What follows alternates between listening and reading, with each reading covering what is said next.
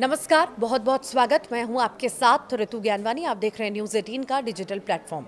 मुख्यमंत्री नीतीश कुमार 10वीं बार सीएम पद की शपथ लेने के बाद लगातार अपनी सरकार की कार्य योजना और प्राथमिकताओं को लेकर एक्शन मोड में नजर आ रहे हैं। नीतीश कुमार ने स्पष्ट कर दिया है कि नई सरकार का सबसे बड़ा फोकस युवाओं को नौकरी और रोजगार उपलब्ध कराना है।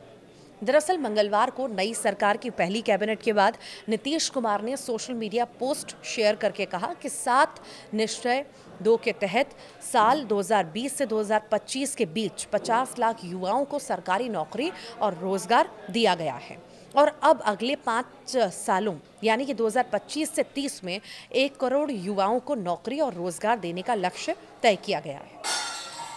दरअसल मुख्यमंत्री नीतीश कुमार ने सोशल मीडिया साइट एक्स पर पोस्ट शेयर करके लिखा। मुख्यमंत्री नीतीश ने कहा कि नई सरकार के गठन के साथ ही राज्य में उद्योगों को बढ़ावा देने और बड़े पैमाने पर रोजगार सृजन के लिए तेज गति से काम शुरू कर दिया गया है।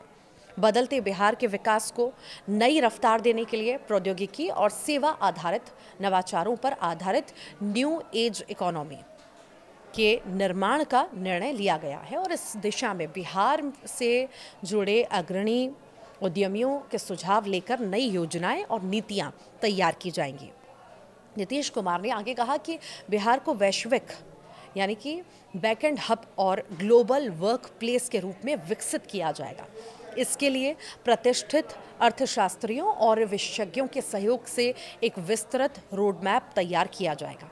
उन्होंने बताया कि बिहार की आबादी में युवाओं की संख्या बहुत ज़्यादा है और यदि इस मानव संसाधन को सही दिशा मिले तो बिहार देश का सबसे तेज़ी से विकसित होने वाला राज्य बन सकता है।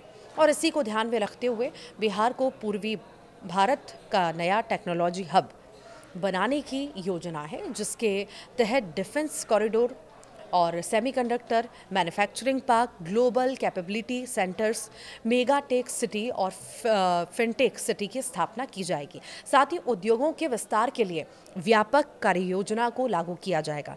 मुख्यमंत्री ने कहा है कि नई चीनी मिलों की स्थापना और बंद पड़ी पुरानी मिलों को फिर से चालू करने के लिए नीति और कार्य योजना तैयार की गई है। इसके अलावा सभी बड़े शहरों को बेहतर और सुंदर बनाने के साथ साथ नई तकनीकों के उपयोग को बढ़ावा देने के लिए बिहार आर्टिफिशियल इंटेलिजेंस मिशन की स्थापना भी की जाएगी।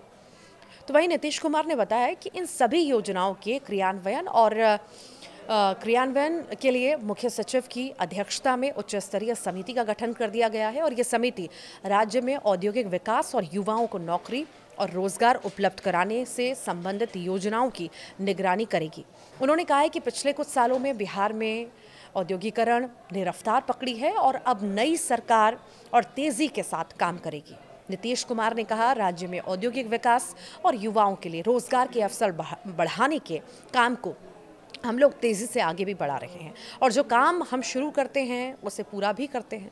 नई सरकार के पहले दिन ही मुख्यमंत्री का ये रोड मैप स्पष्ट संकेत देता है कि आने वाले महीनों में बिहार में बड़े पैमाने पर औद्योगिक निवेश, रोजगार नीति और नई टेक्नोलॉजी आधारित परियोजनाओं पर जोर रहने वाला है।